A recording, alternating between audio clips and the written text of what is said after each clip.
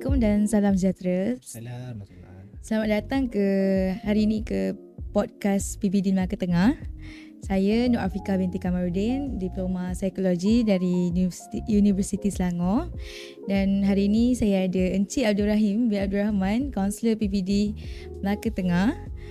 Encik Abdul Rahim boleh perkenalkan diri? Okey, terima kasih kepada adik praktikum kita, Cik Afika. Okey, saya Abdul Rahim bin Abdul Rahman, Kaunselor Pendidikan Daerah dari PPD Melaka Tengah. Sebenarnya di PPD Melaka Tengah kita ada 2 orang kaunselor. Satu lagi adalah Puan Fadilah binti Muhammad Zain. Dia tak bersama dengan kita pada siri kali ini. InsyaAllah mungkin ada siri pada akan datang lah. InsyaAllah. Jadi saya sebagai kaunselor di PPD ini untuk membantu isu berkaitan guru dan AKP dari PPD Melaka Tengah. Okey, masih muda lagi. Okey, walaupun muda tapi insyaAllah dengan kita punya ilmu, kemahiran dan pengalaman kita akan sentiasa bersedia untuk membantu guru-guru. Okey, boleh tak Encik Rahim terangkan serba ringkas tentang perkhidmatan kaunseling di PPD Melaka Tengah? Okey, baik. Saya dan Puan Fadilah kami menguruskan sektor psikologi dan kaunseling. First, sebenarnya ramai orang tak faham kat luar sana. Ramai ingatkan sektor psikologi dan kaunseling ni menguruskan isu murid-murid. Tapi sebenarnya tak sama, Cik Afika. Untuk kami di sektor psikologi dan kaunseling, kami menguruskan isu-isu dalam kalangan guru dan juga anggota kumpulan pelaksana. Guru-guru ni termasuklah guru di sekolah, penolong kanan, pengetua dan guru besar, pegawai yang berada di JPN dan juga PPD. Jadi itu yang pertama lah, sektor psikologi dan kaunseling ni fungsi kami adalah untuk memberi perkhidmatan kaunseling dan bimbingan kepada guru-guru dan staf warga pendidikan yang berada di PPD Melaka Tengah. Contohnya di Melaka Tengah ni kita ada 136 buah sekolah menengah dan sekolah rendah. Jadi semua guru dan AKP daripada daerah Melaka Tengah ni dialah di bawah seliaan kami lah. So fungsi kami sebagai sektor psikologi dan kaunseling ni adalah untuk kami memberikan bimbingan ataupun kaunseling ataupun konsultasi kepada pemimpin sekolah. Bagaimana cara untuk kita menguruskan sumber manusia yang mana guru-guru dan AKP yang berada di sekolah. Yalah, dalam pengurusan sumber manusia ni antara perkara yang rumit sebenarnya. Berkaitan isu-isu dalam kalangan guru-guru dan juga AKP. Jadi kami sebagai kaunselor PPD, kami akan bersama dengan pemimpin sekolah untuk memberi bimbingan dan juga kaunseling kepada guru-guru ataupun AKP yang mempunyai isu. Okey, sama ada kami akan memberikan melalui kaunseling individu, kaunseling kelompok, ataupun kita buat program. Rasa Cik Afika itu pun ada ikut kami kan, untuk join program sama. Selain itu kami juga memberikan juga kaunseling individu, kaunseling kelompok dan juga program untuk warga PPD dan juga JPN sebenarnya. Okey, selain daripada tu kami juga membantulah untuk memberi khidmat kepakaran lah berkaitan psikologi dan kaunseling kepada semualah warga PPD Melaka Tengah. Okey, boleh tak Encik Rahim terangkan ataupun bagi saya isu-isu yang sering dihadapi? Okey, isu ni kalau saya sepanjang hampir ni tahun ke-5 saya sebenarnya, Cik Vika. Lama juga sebagai kaunselor di PPD, apa isu sebenarnya dalam kalangan murid ada, isu tersebut juga ada dalam kalangan guru sebenarnya. Kalau kat sekolah kan, dulu masa saya di sekolah saya menguruskan murid. Lebih kurang 12 tahun saya di sekolah tu, saya uruskan murid. Ada murid yang datang lambat, murid yang tak siapkan tugasan oleh guru, tak sediakan murid yang tak memberi komitmen, murid yang lagi sekolah balik awal, murid yang ada masalah kewangan, sama juga dengan guru. Jadi antara kalau tanya saya, isu-isu yang seringlah berlaku dalam kalangan guru, antaranya yang pertama adalah guru yang mempunyai isu kesihatan mental. Yang ni jarang dihadapi oleh murid tapi kerap dihadapi dalam kalangan guru. Okey, guru yang mengalami isu kesihatan mental, yang mana isu kesihatan mental ni adalah guru-guru yang telah disahkan oleh pakar psikiatris yang mempunyai isu kesihatan mental. Okey, jadi kami bukanlah nak bertindak sebagai pakar, tapi kami memberi khidmat sokongan emosi dan juga memberi khidmat sokongan psikologi juga kepada guru tersebut dan juga kepada pemimpin sekolah bagaimana untuk mengendalikan guru-guru yang mempunyai isu kesihatan mental ini. Okey, antara isu kesihatan mental yang biasanya dihadapi seperti stres, anxiety, major depression, bipolar, skizofrenia. Okey, dan ada juga antara isu-isu lain lagi lah dalam isu mental health ni. Okey, jadi kami sebenarnya pun agak sukar sebenarnya nak menguruskan, sebab guru-guru yang ada isu kesihatan mental ni sangat sensitif sebenarnya. Kehadiran kami tu nak kena tanya dia bersedia atau tidak. Soalan-soalan yang ditanyakan sebenarnya sangat sensitif. Kami perlu sangat berhati-hati bila berurusan dengan guru-guru yang ada isu kesihatan mental inilah. Okey, yang kedua, guru-guru yang ada isu kesihatan fizikal. Okey, jadi dalam kita menjalani kehidupan seharian kita dengan gaya hidup kita pada hari ni kan Cik Vika, pemakanan kita apa semua sama juga dalam kalangan guru. So guru kita ni ada yang sakit terlantar kat rumah, ada yang stroke, yang tak boleh berkhidmat. Kemudian guru ada yang kanser yang perlu cuti sampai 730 hari setahun. Ada guru kita yang mempunyai masalah kaki dan lutut. Dan juga guru yang isu yang paling kerap lah kencing manis darah tinggi tu kita tak masukkan. Kalau kami nak masukkan tu ramai. Tapi kalau yang kronik sehingga penglihatan terjejas, kaki kena potong, perlu membuat dialisis dan sebagainya, yang ni kami perlu hadir lah. Sebab guru-guru yang ada isu kesihatan fizikal ni, kalau kita tak santuni mereka, mungkin akan merebak menjadi isu kesihatan mental pula.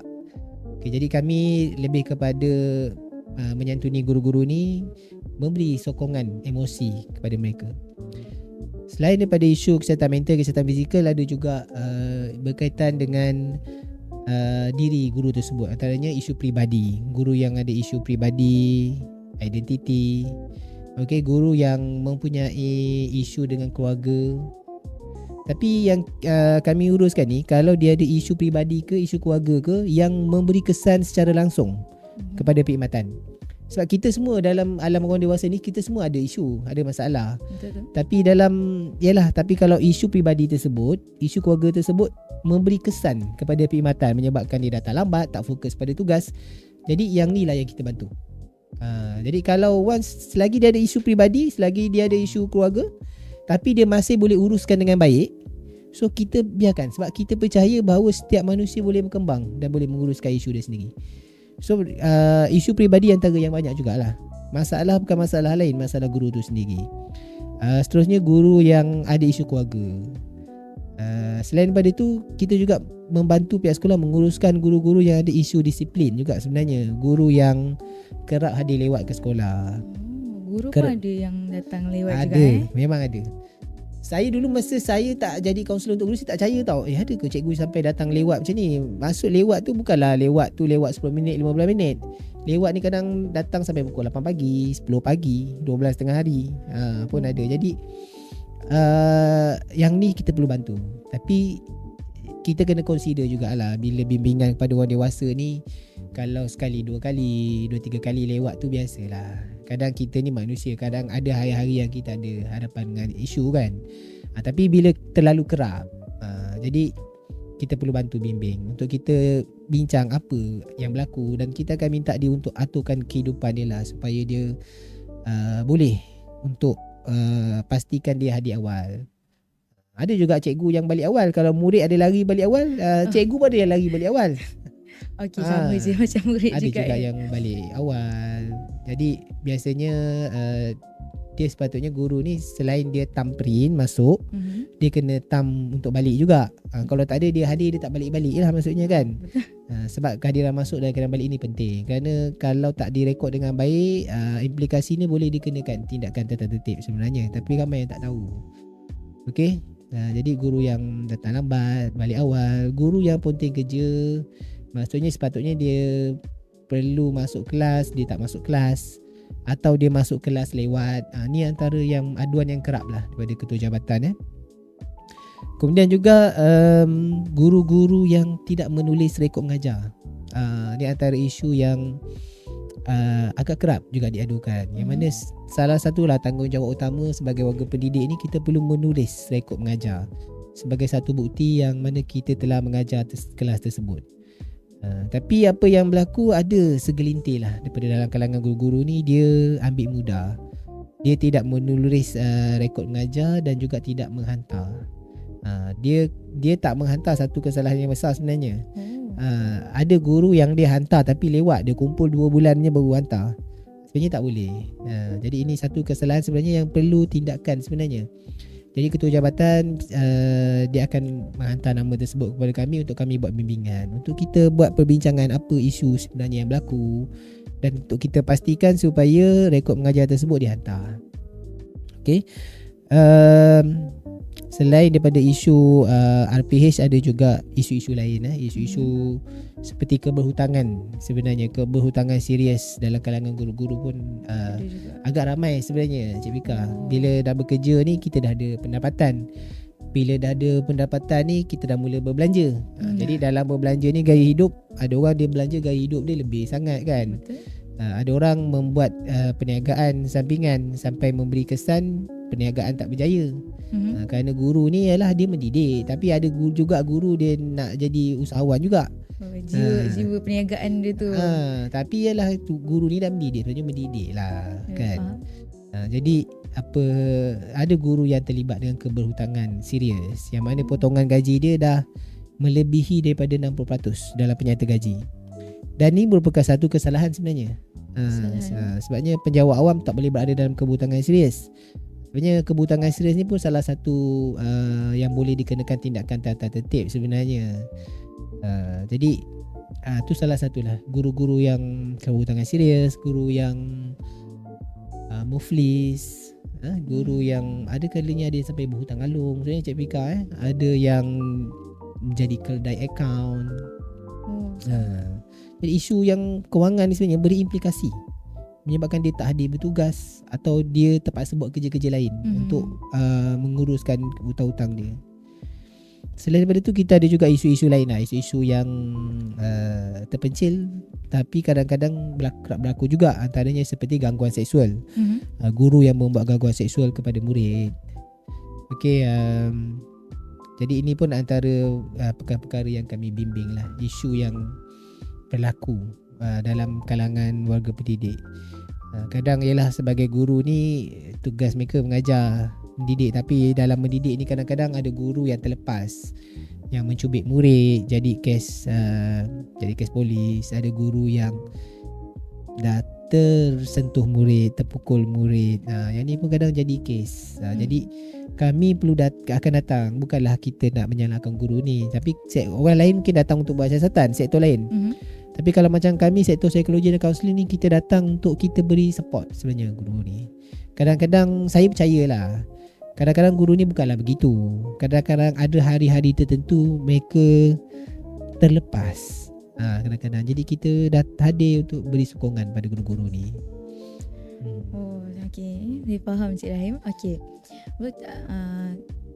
Cik Rahim berikan saranan kepada guru-guru di luar sana untuk yang ada isu-isu seperti tadi, macam mental health tu, macam mana sektor psikologi dan kaunseling, selain daripada beri bimbingan, adakah akan menghantar ke sekretari ataupun macam mana?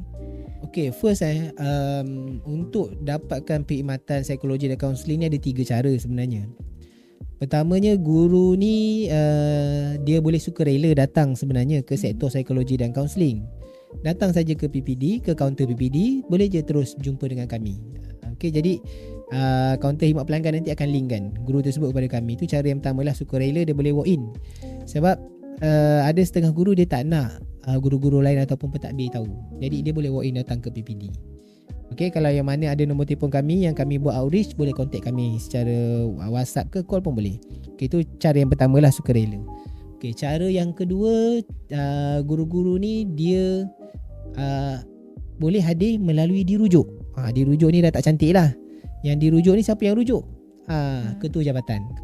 Ketua jabatan ni terdiri daripada pengetua dan guru besar. Jadi pengetua dan guru besar ni salah satu kuasa dia selain daripada kuasa yang sah dia, legitimate power, pengetua guru besar ada kuasa merujuk. Untuk merujuk guru-guru di bawah seliaan dia kepada sektor psikologi dan kaunseling untuk mendapatkan bimbingan. Yang mana pada pemerhatian pengetua dan guru besar, guru ini perlu dapatkan bantuan. Jadi pengetua guru besar akan berhubung dengan kami dan memberikan maklumat guru tersebut dan memberi makluman kepada guru tersebut bahawa dia akan dihantar kepada sektor psikologi dan kaunseling. Jadi kami sama ada kami hadir ke sekolah atau kami jemput guru tersebut datang ke PPD. Okey, jadi cara dirujuk ni sebenarnya ni yang paling ramai sebenarnya. Jadi tapi biasanya saya akan minta pengetua dan guru besar buat bimbingan dulu peringkat dalaman, bimbingan tak formal, bimbingan formal, adanya surat peringatan. Kemudian kalau masih tak selesai barulah rujuk pada kami. InsyaAllah kami sentiasa sedia untuk membantu. Sama ada kami turun ke sekolah atau boleh rujuk, kami jemput guru tersebut datang ke PPD melalui cara dirujuk lah. Dan cara yang ketiga dijemput. Dijemput ni bila kami buat penyeliaan dan pemantauan ke sekolah-sekolah dan kami dapat makluman daripada pegawai-pegawai seranta tentang isu dalam kalangan guru, maka kami menjemput guru ini untuk datang sesi bimbingan. Jadi itu cara hadir lah. Okay, jadi kalau kata tanya soalan tadi, saranan lah saya kan, kalau saranan saya kepada guru-guru yang ada isu, sebenarnya first kali sebelum kalau nak jumpa kaunselor sekalipun, ada isu yang sulit, kalau nak jumpa kaunselor direct, boleh walk in datang ke PPD, tak ada masalah. Sebaiknya kalau ada apa-apa masalah atau isu, berbincang dengan ketua jabatan terlebih dahulu, dengan pengetua dan guru besar, kerana mereka orang yang penting untuk tahu. Jangan rahsiakan kalau kita ada isu-isu peribadi, kita ada isu kesihatan mental, kita ada isu kesihatan fizikal, atau kita ada isu apa saja. Jangan malu berbincang dengan ketua jabatan, kerana ketua jabatan ni mereka pun ada etika mereka sebagai pemimpin, mereka ada etika kerahsiaan mereka. So maklumkan kepada apa isu yang berlaku kepada ketua jabatan, supaya ketua jabatan maklum dan dia tahu apa tindakan seterusnya. Mungkin dia boleh bimbing peringkat dalaman, atau perlu mereka akan rujuk kepada sektor psikologi dan kaunseling. Kerana kalau anda rahsiakan, satu hari nanti ketua jabatan akan tahu juga. Kalau yang ada isu peribadi, isu keluarga, ada isu kewangan, semuanya ketua jabatan akan tahu pada hujungnya nanti. Jadi kalau ada isu, bincanglah dengan ketua jabatan. Anggaplah mereka sebagai abang ataupun kakak anda di sekolah. Okey. Dan kalau ada isu, jangan pendam seorang-seorang, terutamanya ada isu kesihatan mental, maklumkan kepada kami. Okey, kalau kata anda dah, tak semua orang yang ada isu kesihatan mental nak mengaku, nak bertindak. Okey, maklum kepada ketua jabatan ataupun nak berhubung dengan kami. Kami boleh bantu untuk memberi sokongan psikologi, untuk membuat saringan minda sihat, dan kami boleh buat rujukan kepada pihak hospital untuk berjumpa dengan pakar psikiatris. Kami boleh bantu. Jadi anda tak bersendirian. Dan juga kepada guru-guru kat luar sana, kalau ada dalam kalangan rakan-rakan yang daripada pemerhatian anda, rakan guru anda ni sebenarnya perlu dapatkan bantuan kaunselor, jadi janganlah berdiam diri. Nasihatkan mereka untuk dapatkan bantuan, kerana mungkin dengan nasihat ataupun saranan anda dapat membantu mereka menyelesaikan masalah mereka. Okey. Okey, saya ambil maklum atas semua saranan yang diberi tadi. Okey, itu saja untuk podcast kita pada hari ini. Dan semoga segala saranan-saranan dan nasihat yang diberikan akan menjadi manfaat untuk guru-guru di luar sana. Okey, insya-Allah. Okey, itu saja sekian daripada saya. Terima kasih Encik Rahim. Okey, jumpa lagi. Jumpa lagi.